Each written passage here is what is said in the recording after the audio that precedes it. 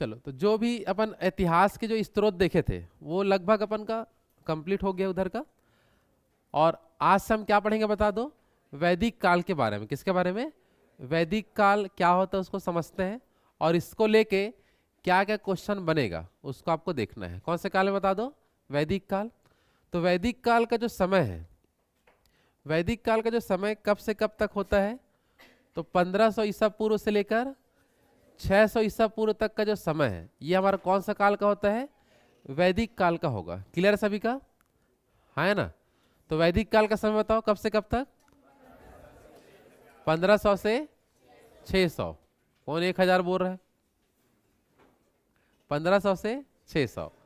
और वैदिक काल कितने भागों में बटा हुआ है? 2 भागों में। पहला क्या नाम है? और दूसरा उत्तर वैदिक।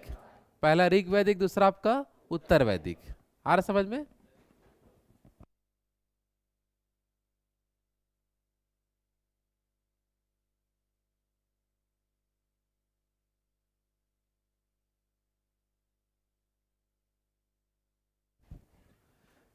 चलो, तो वैदिक काल का टोटल समय बताओ कितना है? देखो यहां बैठे तो बोलोगे तभी कोई मतलब है, तभी याद करना है अपन को केवल बैठ के, और घर में जाके लिखना है। 2 ही काम करना है दिन में पढ़ने के दृष्टिकोण से। समझ आ रहा है? हाँ है ना? चलो, तो वैदिक काल का कुल समय कितने भाग में बटे हैं? 2 भाग में। क्या क्या नाम से? ऋग वैदिक का समय बोलेंगे तो 1500 से 1000। और उत्तर वैदिक का? तो ये नामकरण ऋग्वेद के नाम पर रखा गया है। ऋग्वेद का निर्माण जिस काल में हुआ उसको ऋग्वैदिक काल बोल दिए। कौन सा काल? और मतलब लगभग देखा गया कि अथर्ववेद जो है वो उत्तर वैदिक काल में आया, बाकी सब ऋग्वैदिक काल में बन चुके थे। समझ में आ रहा है? हाँ है ना? तो ऋग्वेद तो बहुत बड़ा वेद है। सबसे बड़ा वेद कौन सा है? ऋग्वेद। तो उसके नाम से कौन सा वेद आया? ऋग्वैदिक काल के नाम से जान गया। कब से कब तक को? 1500 से 1000। और उत्तर वैदिक। लेकिन इनके बारे में प्रॉपर अलग अलग क्वेश्चन नहीं आता। आपको सिर्फ बोलेगा वैदिक काल के बारे में जानकारी पूछेगा, तो वैदिक काल को आपको मिक्स रूप में आपको पढ़ना है कि क्या क्या है। ये समझ आ पा रहा है? तो इसमें देखो क्या क्या आपको ध्यान रखना है। सबसे पहले हम देखेंगे वैदिक काल के बारे में। तो वैदिक काल का निर्माण भारत में कौन किए हैं? तो आर्य लोग। कौन किया था बता दो? तो क्वेश्चन आएगा वैदिक काल का निर्माण भारत में कौन किया? आर्य। अभी जो आर्य लोग थे वो कहां से आए थे? मध्य एशिया से। कहां से आए थे बता दो? मध्य एशिया। भारत के ऊपर वाला जो एरिया है हमारा, भारत के उत्तर तरफ। समझ आ रहा है? कौन सा एशिया आता है उधर? मध्य एशिया। तो आर्य लोग कहां से आए थे? मध्य एशिया। और मध्य एशिया से आने के बाद कौन से प्रदेश में आके बसे थे? सप्त सैंधव प्रदेश। कौन सा प्रदेश? वर्तमान में ये जो क्षेत्र मिलेगा पंजाब और हरियाणा वाला जो क्षेत्र है उसी को बोलते थे पहले सप्त सैंधव प्रदेश। 7 नदियों का जो स्थल था। सप्त सप्त स, 7 नदियां। कितना नदियां? अभी 5 नदी पढ़े हो, 5 6। तो मतलब वो उस समय अपन उसको सप्त सैंधव इसलिए बोलते थे। वहां प्रमुख 7 नदियां पाई जाती थी और उसी नदियों के आसपास में ये लोग बसे थे। समझ में आ रहा है? तो उसी क्या बोल दिया गया? सप्त सैंधव प्रदेश। क्या नाम से जानते हैं? तो पहले देखो वैदिक काल के निर्माता बता दो। आर्य। कहां से आए थे? भारत में कहां बसे? सप्त सैंधव भी कहां मिलेगा? और इन लोग कौन से भाषा का उपयोग करते थे? संस्कृत। और संस्कृत का उपयोग इसलिए करते थे क्योंकि वह देवताओं की भाषा थी। किसकी भाषा? और संस्कृत भाषा का जो उपयोग करते थे उन्हें कहते थे श्रेष्ठ। क्या बोलते थे? श्रेष्ठ। या तो उन्हें बोलते थे आर्य। क्या बोलते थे? आर्य। तो जो उस समय मतलब जो वैदिक काल का जो समय रहा, वैदिक काल का हम टोटल समय का बात करेंगे, अलग अलग नहीं बांटेंगे। वैदिक काल का हम टोटल समय कितना बताएंगे? 1500 से 600। 1500 से कितना बताएंगे? 600। तो वैदिक काल के समय जिनको संस्कृत वगैरह आता था उनको या तो श्रेष्ठ बोलते थे या तो आर्य बोलते थे। क्या बोलते थे? आर्य। और जिनको संस्कृत नहीं आता था उनको बोलते थे अनार्य। क्या बोलते थे? अनार्य। तो उस समय वैदिक काल में जिनको संस्कृत नहीं आता था क्या कहलाते थे? अनार्य। तो मतलब उस समय 2 प्रकार के लोग होते थे, आर्य और अनार्य। आर्य कौन होते थे? जिनको संस्कृत आता था, या संस्कृत का जो यूज करते थे, समझ आ रहा है। और अनार्य किसको बोलते थे? संस्कृत जो उपयोग नहीं लाता था भाषाओं की दृष्टिकोण से, ठीक है। तो इसी को अपन बोलते थे निम्न। क्या बोलते थे? इन लोग क्या होते थे? श्रेष्ठ।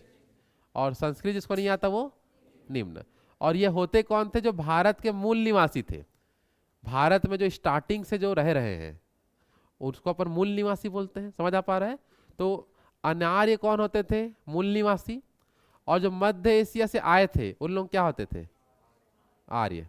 मध्य एशिया से आए थे उन लोग क्या कहलाते थे? आर्य या श्रेष्ठ बोलते थे। और यही जो मूल निवासी होते थे उनको क्या बोलते थे? अनार्य, क्योंकि इनको क्या नहीं आता था? संस्कृत। तो ये अपन का कुल मिला के आर्य वैदिक काल जो है, या आर्य वाले जो आए थे वो उत्तर भारत तक बहुत समय तक रहे थे, उत्तर भारत में बहुत समय तक रहे। उसके बाद इनका धीरे धीरे विस्तार चालू हुआ, तो दक्षिण भारत और उत्तर भारत में धीरे धीरे लोग और फैलने लगे। स्टार्टिंग में केवल कहाँ रहते थे? सप्त सैंधव प्रदेश में। कहाँ रहते थे? पंजाब हरियाणा तरफ। अब धीरे धीरे उत्तर भारत का एरिया, दक्षिण भारत का एरिया इस इधर फैलाया किसने था? आर्य लोगों को। चलो, तो दक्षिण भारत में आर्यीकरण का कार्य कौन किया था? अगस्त ऋषि। कौन किया था? तो दक्षिण भारत में आर्यीकरण कौन किया? अगस्त ऋषि। और उत्तर भारत में आर्यीकरण कौन किया था? आपका गौतम राहुगढ़। कौन किया था? तो दो नाम आपको देखने मिलेगा, पहला अगस्त ऋषि और दूसरा गौतम राहुगढ़। तो अगस्त ऋषि का खास बात क्या है? दक्षिण भारत में इसने किया था आर्यीकरण, और उत्तर भारत में कौन किया था? गौतम राहुगढ़ ने किया था। समझ आ रहा है? लेकिन हुआ क्या था, ध्यान देना कि गौतम राहुगढ़ जब उत्तर भारत में आर्यीकरण कर रहा था तो उस समय जो जब ये पटना जा रहा था, पाटलिपुत्र जिसको बोलते थे, पहले पहले क्या बोलते थे? तो पाटलिपुत्र जाना था उनको, लेकिन उनको जाना था गंगा नदी को पार करके। किसको पार करके? और गंगा नदी उस समय एकदम बहुत ही उफान में था, तो उस ओर अपन नहीं जा पा रहे थे, पाटलिपुत्र या पटना तरफ। जैसे कि समझ आ पा रहा है? कहने का मतलब ये है कि इस प्रकार से मान लो कि ऐसे गंगा नदी बह रहा है, एक तरफ हमारा क्या मिलेगा? पाटलिपुत्र, और दूसरे तरफ है, तो इसको पार करके आगे जाना है ना। लेकिन कहाँ नहीं जा पाया बता दो?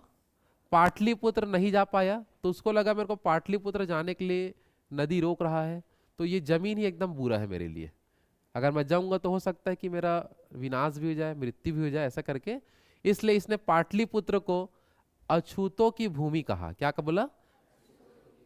समझ आ पा रहे? तो क्वेश्चन आता है, अछूतों की भूमि किसको बोलते थे? पाटलिपुत्र को। किसने कहा?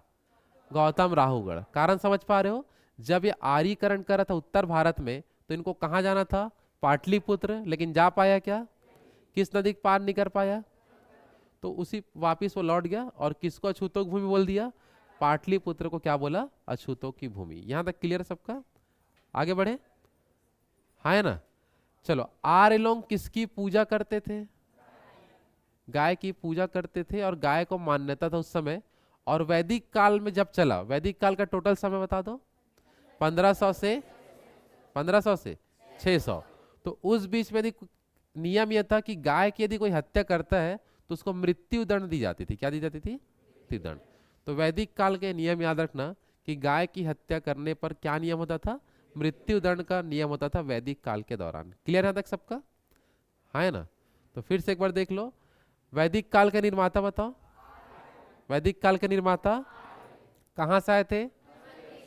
कहां से आए? कहां के बसे? कहां के बसे थे? अभी कहां पे ले गए? पंजाब हरियाणा वाला एरिया में आपको मिलेगा। आ रहा समझ में? है ना। चलो, इसके बाद अपन देखते हैं ये कौन सी भाषा का उपयोग करते थे? कौन सी भाषा? संस्कृत का उपयोग करते थे। और संस्कृत जिसको आता था उसको श्रेष्ठ, और नहीं आता उसको निम्न, या आर्य या तो अनार्य, दोनों बोल सकते हैं। दक्षिण भारत में कौन फैलाया आर्यीकरण? उत्तर भारत में गौतम राहुगढ़ ने किसे अछूतों की भूमि कहा? पाटलिपुत्र। रीजन समझ में आ रहा है? और इस समय गाय की क्या करते थे? पूजा। और गौ हत्या पर क्या नियम था? मृत्यु दंड। क्लियर है सबका? आगे बढ़े। चलो, वैदिक काल में देखो और क्या क्या चीज आपको समझना है। तो वैदिक काल में आपको देखना है, इस समय राजा का कार्य क्या होता था? गाय के लिए युद्ध करना, क्योंकि उस समय गाय को धन माना जाता था, संपत्ति। समझ में आ रहा है? तो जिसके पास जितना अधिक गाय वो उतना अधिक शक्तिशाली या उतना अधिक मतलब अमीर बोल सकते हैं अभी के जमाने में। तो सब लोग उस समय किसके लिए युद्ध करते थे? गाय युद्ध करते थे, गाय हमारा इतना सारा ऐसा करके। समझ आ रहा है? तो राजा का उस समय मुख्य कार्य क्या था? गाय के लिए क्या करना? युद्ध करना। उसी को बोलते थे गविष्टि। क्या बोलते थे? तो वैदिक काल में एक शब्द आता है गविष्टि, ये क्या होता था? तो गाय के लिए क्या करना? युद्ध करना। क्या कहलाता था? गविष्टि कहलाता था। ये याद रखना है। क्लियर है सबका? चलो, वैदिक काल जब तक चला उस समय अर्थ व्यवस्था या इकोनॉमी का मुख्य कार्य क्या होता था? कृषि। मुख्य कार्य कृषि होता था। और इस समय हम बात करें वैदिक काल किस प्रकार की सभ्यता है बोलेंगे तो ग्रामीण सभ्यता। क्या बताओगे? और सिंधु घाटी सभ्यता नगरी या तो शहरी। तो सिंधु घाटी क्या था? शहरी सभ्यता। और ये क्या है? तो दोनों में मेन अंतर ये याद रखना है। समझ आ पा रहा है ना? और इसके बाद फिर आपका देखने मिलेगा महाजनपद काल। क्या आता है? जो आपका रहेगा शहरी सभ्यता। क्या रहेगा? और उसी बीच में महाजनपद काल चलते रहेगा। उसी बीच में आपका जैन धर्म और बौद्ध धर्म अधिक मात्रा में प्रसिद्ध होंगे। आए समझ में? कौन से काल के समय? महाजनपद काल के समय। आ रहा है बात समझ में? है ना? चलो, तो देख लो ध्यान से। तो वैदिक काल जो मुख्य रूप से किस प्रकार की सभ्यता था? ग्रामीण। और ऋग्वेद के 7वें मंडल में, कौन से मंडल में कौन सी युद्ध की चर्चा है? अपन उस समय बस देखे थे कि 10 राग युद्ध की चर्चा कौन से वेद में है? ऋग्वेद। कौन से वेद में? ऋग्वेद में। आपको ध्यान रखना है। समझ आ पा रहा है ना? और ये युद्ध जो है वो किनके बीच हुआ था बता दो? आर्य और अनार्य के बीच। किसके किसके बीच? और जीते कौन थे? आर्य। कौन जीते थे? मतलब जिनको संस्कृत आता था और जो मध्य एशिया से आए थे। और भारत के मूल निवासी को क्या बोलते थे? अनार्य। क्या बोलते थे? अनार्य। आए समझ में? तो क्वेश्चन आएगा 10 राग युद्ध की चर्चा ऋग्वेद के किस मंडल में है? 7वें मंडल में। ये 10 राग युद्ध किनके बीच हुआ था? कौन जीता था? आर्य वाले जीते थे। यहां तक क्लियर है सबका? है ना? चलो आगे बढ़ते हैं। उत्तर वैदिक काल के बारे में अपन बात करें तो उत्तर वैदिक काल का अगर एग्जैक्ट समय बोले तो 1000 से लेकर 600 तक है। और उस बीच में हुआ लोहे का आविष्कार। किसका आविष्कार? या लोहे की खोज हुआ, ये बोल सकते हैं। समझ आ पा रहा है? तो ये एक चेंजेस लाया जो आगे चल के शहरी सभ्यता के रूप में डेवलपमेंट होगा। जैसे पाषाण काल में तांबा का खोज हुआ। किसका खोज? जिसके कारण आगे का जो युग रहा सिंधु घाटी सभ्यता वो शहरी सभ्यता में डेवलप हुआ तांबा के कारण। वैसे ही वैदिक काल में किसका खोज हुआ? लोहे का। अभी वैदिक काल में भी अंतर्गत किस में? उत्तर वैदिक में। मतलब 1000 से 600 के बीच में किसका खोज? लोहे का। और वही आगे चल के महाजनपद काल को शहरी सभ्यता के रूप में डेवलप करेगा, क्योंकि हर एक चीज लोहे से आपका बनेगा। जितने भी घर वर है तो शहरी सभ्यता के रूप में ऑटोमेटिक डेवलप हो जाएगा। शहर घर नहीं, मतलब घर लोहे के नहीं, घर में जो भी सामग्री लगता है, साइकिल वाइकल हो गया। यहाँ देख लो, यहाँ जो हॉल में दरवाजा, पंखा, समझ आ रहा ना? कौन कढ़ाई बोल रहा है? ठीक है। कढ़ाई का, कढ़ाई भी लोहे का होता है क्या? कि जर्मन का होता है? जो भी होता हो, मतलब लोहे का एक खोज आगे चल के शहरी सभ्यता का विकास करेगा, जो हमें देखने मिलेगा महाजनपद काल में। आए समझ में? कितने महाजनपद थे भारत में? 16। उसमें से जो प्रमुख महाजनपद पढ़ेंगे, जो पूरे महाजनपद पर राज किया था, वो कौन सा महाजनपद था? मगध वाले। कौन किए थे? तो उसको धीरे से समझ में आएगा आपको। एकदम लाइन से रहेगा, सिस्टमेटिक ढंग से पूरा क्लियर हो जाएगा ऑटोमेटिक। क्लियर है? चलो आगे देखते हैं। इस समय अपन देखें ध्यान से। जो वैदिक काल चल रहा था उस समय आर्यों के जो राजा थे, किसके राजा? उसका नाम था भरत। क्या नाम था? और वहां के निवासियों को जो बोलते थे भरत की संतान। किसकी संतान? और भरत की संतान। और इसी के नाम पर हमें देखने मिलता है भारत। क्या मिलता है? और यहाँ के निवासी को बोलते हैं भारतवासी। क्या बोलते हैं? तो भरत के नाम पर ही भारत शब्द आया, याद रखना। समझ में आ रहा है? भरत के नाम पर ही क्या है? भारत शब्द आया, ये याद रखेंगे। क्लियर है सबके यहाँ तक? तो आर्यों के राजा का नाम क्या था? और भरत के नाम पर ही भारत, और वहां रहने वाले को भरत की क्या बोलते थे? संतान। क्लियर सबका? है ना? चलो तो फिर से देखना ध्यान से। इस समय राजा का काम क्या होता था? युद्ध करना, लेकिन किसके लिए? उस समय बाकी कुछ नहीं, गाय की प्राप्ति होना था। इकोनॉमिकल के लिए क्या जरूरी? वैदिक काल क्या था? ये इसी समय कौन सा युद्ध हुआ? कौन से मंडल में लिखा है? ये युद्ध किनके किनके बीच? आर्य और अनार्य। जीता कौन? उत्तर वैदिक काल में किसकी खोज? जो बहुत बड़ा चेंजेस करेगा महाजनपद काल में। ठीक है। इस समय आर्यों के राजा का नाम कौन क्या था? भरत। भरत नाम का राजा था, उसी के हिसाब से भारत नाम आपको देखने मिला। और उस क्षेत्रों में रहने वाले व्यक्तियों को क्या बोलते थे? भरत की संतान। वैदिक काल में जो समाज था वो 4 भागों में बटा था। कितने भागों में? 4। तो वैदिक कालीन समाज कितने भागों में? 4 भागों में बटा था। उसका नाम क्या है? ब्राह्मण, क्षत्रिय, वैश्य, शूद्र। फिर से बताओ। ब्राह्मण, क्षत्रिय, वैश्य, शूद्र, ये 4 भाग आपको याद रखना है। तो इस समय समाज कितने भागों में बटा था? 4। और ये जो भाग बांटा गया था, क्योंकि उस समय देवताओं को बहुत ज्यादा मान्यता था, तो ये जो 4 भाग बांटा गया था वो कौन से देवता के आधार पर? ब्रह्मा। कौन सा देवता? तो ब्रह्मा जो देवता थे उनके आधार पर 4 भाग बांटे गए थे। समझ आ रहा है? कितने भाग? 4। तो जो ब्राह्मण होते थे वो कौन होते थे? तो ब्रह्मा से तुलना करते थे। तो ये ब्रह्मा के मुख के समान। किसके समान? मुख की भांति इसको माना जाएगा। फिर आते थे क्षत्रिय। कौन आते थे? इसको मानते थे ब्रह्मा की भुजा के समान। किसके समान? भुजा। समझ आ रहा है? भुजा। ठीक। चलो तीसरा। तीसरा क्या आते थे बता दो? वैश्य। तो वैश्य जो होते थे इसको ब्रह्मा की जांघ की भांति। किसकी भांति? जांघ की भांति। और शूद्र जो होते थे वो ब्रह्मा के पैर के भांति माना जाता था। तो ऐसे ब्रह्मा के शरीर को ऐसे के हिसाब से बांटा गया। समझ आ पा रहा है? फिर से बता दो। ब्रह्मा की मुख की तुलना, भुजा की तुलना, जांघ और पैर शूद्र। तो ये जाति का एक प्रकार का उच्च से निम्न क्रम भी है। समझ आ रहा है? तो सबसे निम्न किसको बोलते थे? शूद्र जातियों को बहुत सारे जगह जाने नहीं देते थे, पूजा पाठ में जाना मना। और क्या पढ़ने इनको मना था शूद्र वालों को? पुराण पढ़ना इनको अनुमति था क्या? नहीं था। और किनको? स्त्रियों को भी नहीं था। तो ये सब चीज निम्न वर्ग वालों को देखने मिलता था। सबसे उच्च में कौन होते थे? ब्राह्मण। ब्राह्मण को जो बोलेंगे वो खाने के लिए देंगे। ठीक नहीं? आज पूजा पाठ कराना है, ब्राह्मण लोगों का काम क्या था? पूरा देवी देवताओं संबंधी पूजा पाठ कराते हैं। हाँ या ना? जल्दी बताओ। वही तो है क्या ब्राह्मण? और ढूंढ ढूंढ के फिर खाना भी खिलाते हैं। ब्राह्मणों को खिलाना है सच करके। क्या हो गया?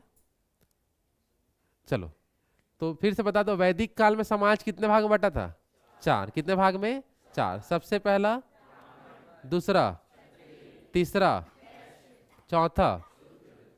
ब्राह्मण की तुलना ब्रह्मा के मुख से। किसी के मुख से नहीं कर दोगे। ठीक नहीं?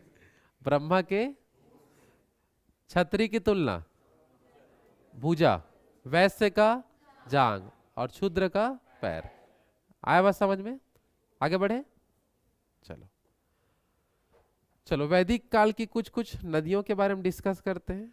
नदियों को आपको ध्यान रखना है कि वैदिक काल में कुछ कुछ नदियां हैं जिसको अभी हम क्या नाम से जानते हैं, उसको अपन को देखते हैं। जैसे कि बताओ, वितस्तता को पहले क्या बोलते थे?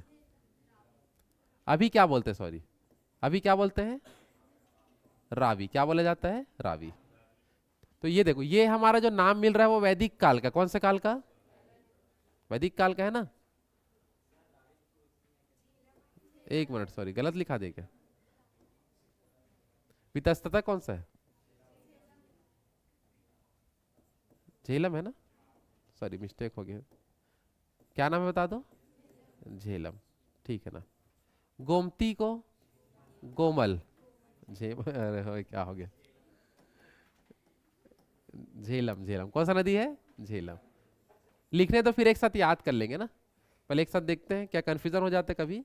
गोमती को अभी क्या बोलते हैं? गोमल। क्या बोलते हैं? गोमल। सदानीरा गंडक। क्या बोलते हैं? सदानीरा को गंडक। विपाशा प्यास। विपाशा को अभी क्या बोलते हैं? व्यास। कुंभा, काबुल, क्या बोलते हैं? काबुल। कुंभा, काबुल।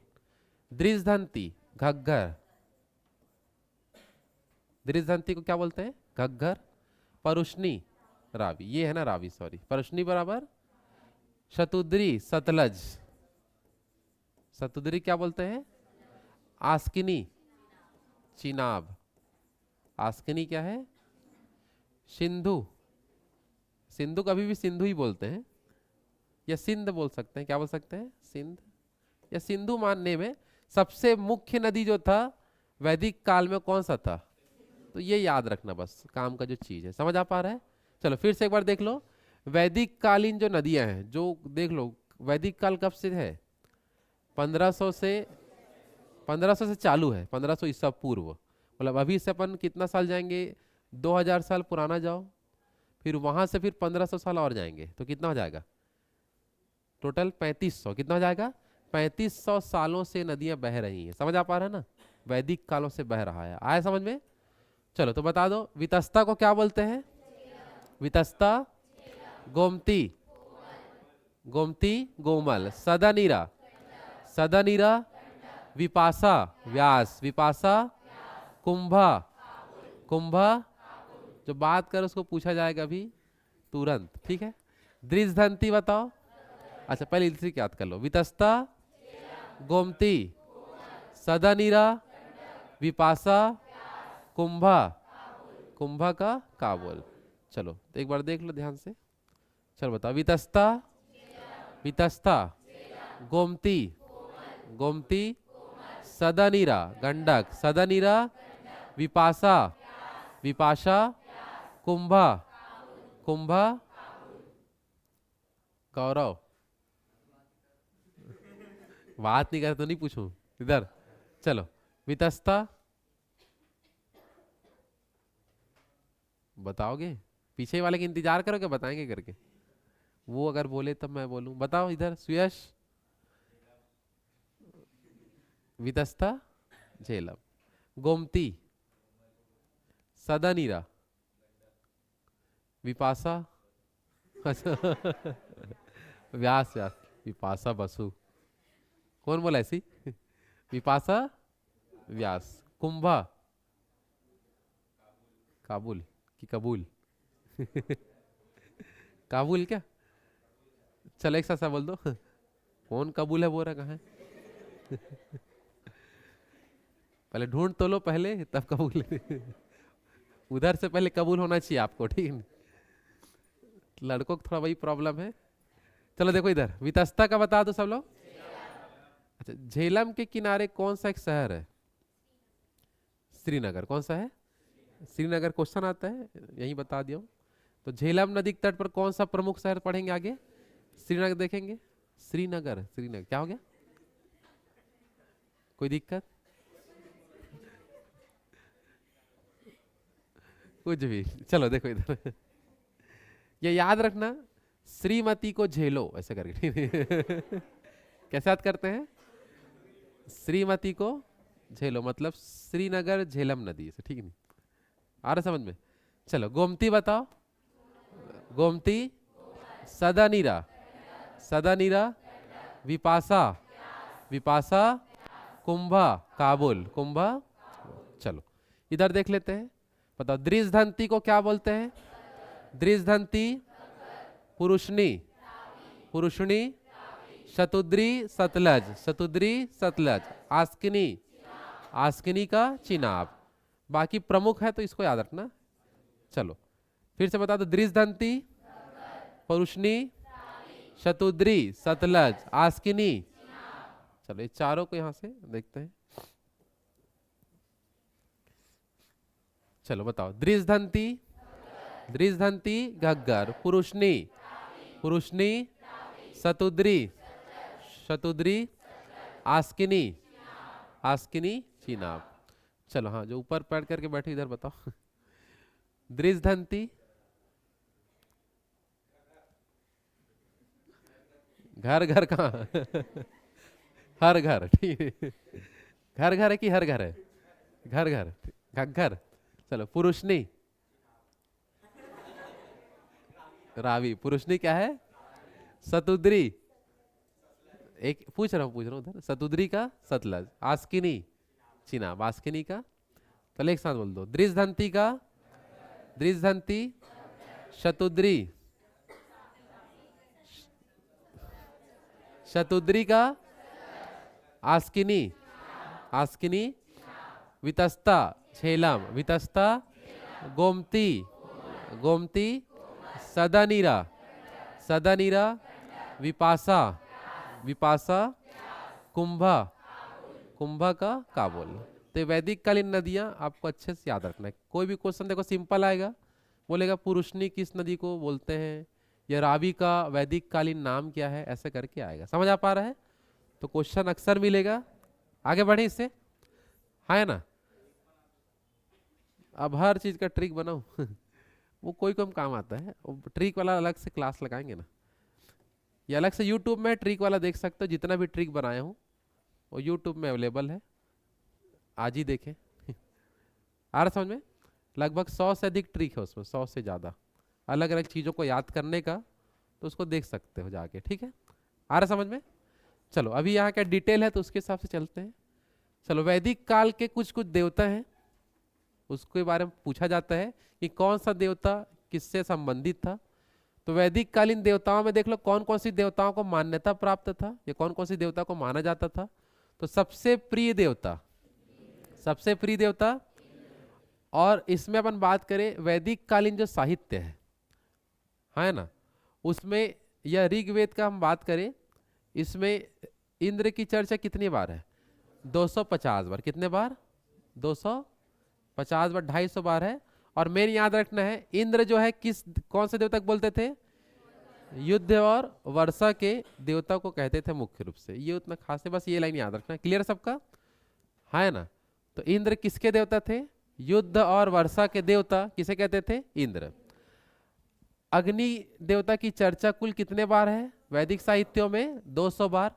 और अग्नि जो होता था वो मनुष्य और ईश्वर के बीच, या मनुष्य और देवताओं के बीच मध्यस्थता कराने का कार्य करता था। इसलिए जब भी हम पूजा पाठ करेंगे तो अग्नि जलाया जाता है। क्या जलाते हैं? अग्नि, ताकि मनुष्य और देवताओं के बीच मध्यस्थता कराने वाले देवता को ही क्या बोलते हैं? अग्नि। क्या बोलते हैं? अग्नि। आए समझ में, है ना? चलो, इंद्र क्या चीज के देवता है? युद्ध और वर्षा। इंद्र युद्ध और वर्षा। अग्नि, अग्नि वरुण वायु के देवता, वरुण वायु। सोम, सोम, ये क्वेश्चन बहुत आता है एग्जाम में कि सोम देवता का संबंध वनस्पति। मरुत जो देवता थे वो आंधी तूफान। मरुत बता दो। रौद्र क्रोध, क्रोध और पशुओं के भी देवता, पशुओं के और भी देवता है। तो ये रौद्र को मेन किसके में देते हैं? क्रोध। विष्णु देवता जो थे विश्व के संरक्षक और पालनकर्ता, पूरे विश्व के संरक्षक और पालनकर्ता जो होते थे वो विष्णु देवता को बोलते थे। और एक था आपका पूषण, ये भी आपके पशुओं के देवता है। तो पशुओं के देवता मेन ज्यादा फेमस कौन सा है? पूषण। लेकिन रौद्र है वो क्रोध और पशु दोनों का है। आया समझ में? तो कौन से देवता का संबंध किससे है ये आपको ध्यान रखना है। आया बात समझ में, है ना? चलो फिर से बता दो। इंद्र का संबंध, इंद्र का संबंध अग्नि का, अग्नि का वरुण, वरुण सोम, सोम मरुत, मरुत रौद्र, रौद्र क्रोध और पशु। विष्णु संरक्षक और पालन करता, विष्णु। और पूषण पशुओं का, पूषण आपका। चलो एक बार बिना देखे कोशिश करेंगे।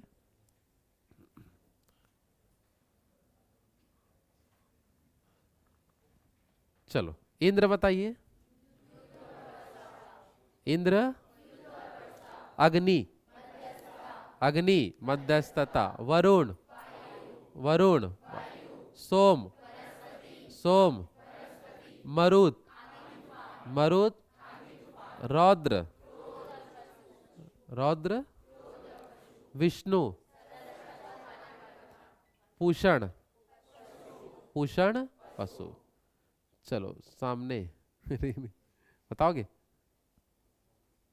बताओ। चलो इंद्र बताओ। अग्नि, ठीक। वरुण, सोम, मरुत, रौद्र, पूषण,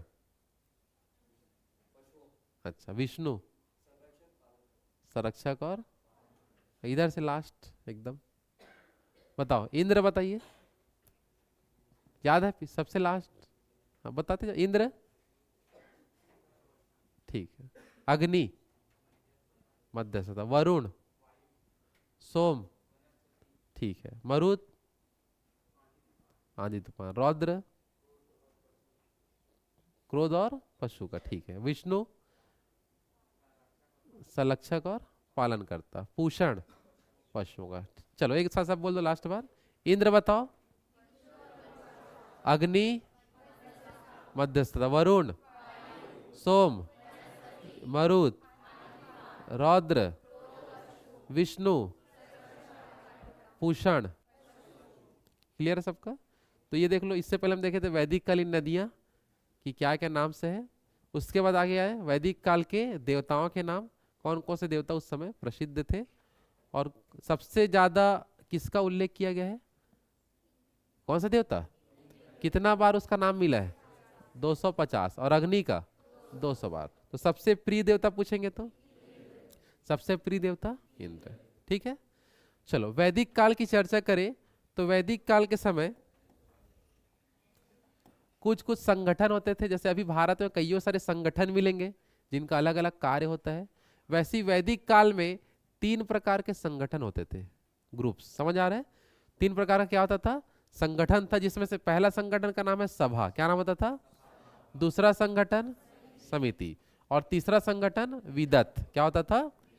तो वैदिक काल में कुल कितने संगठन? 3 संगठन। कितना आपका? 3। सबसे पहला सभा, दूसरा समिति, तीसरा विदत। तो सभा जो होता था सबसे निम्न या साधारण लोगों का क्या होता था? सभा होता था, है ना। समिति जो होता था उच्च वर्ग लोगों का क्या होता था? संगठन होता था। और सबसे महत्वपूर्ण जो लोग होते थे उनका संगठन क्या होता था? विदत। तो सबसे इंपॉर्टेंट संगठन कौन सा था? विदत। और विदत की चर्चा कितने बार की गई है? और बाकी का तो ज्यादा बार है ही नहीं। क्या क्या है? 9 बार इनकी चर्चा मिला है। तो सभा का कितना है? अच्छा इस 8 है क्या? सभा का 8 है, 9 लिखा गया ना। सभा का कितना है?